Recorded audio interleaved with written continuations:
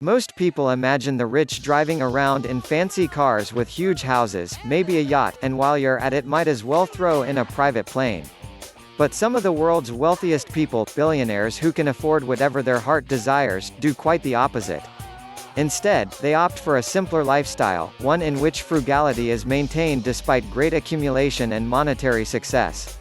Believe it or not, several high-profile billionaires drive around in cars that you and I see on the road every day, even some far older. I'm so frugal, you wouldn't believe it.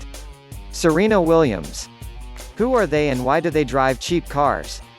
You're about to find out. 1. Alice Walton. The wealthiest women in the world, valued at nearly $45 billion, Walmart co-heir Alice Walton is as frugal as they come, but her reason might be a bit more sentimental. Her father and founder of Walmart, Sam Walton, drove a 1979 Ford F-150 before his passing.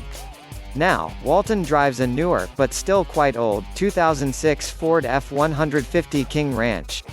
2. Mark Zuckerberg. Somewhat characteristic of millennial software moguls, Facebook founder Mark Zuckerberg doesn't place much stock in what he drives.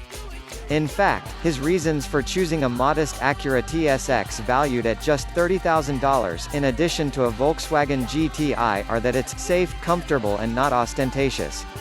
3. Steve Ballmer. Steve Ballmer, the owner of the NBA's Los Angeles Clippers, has a sentimental connection to his affordable sedan, the 2010 Ford Fusion Hybrid, originally valued at about $28,000. Ballmer's father worked as a manager at Ford Motor Company.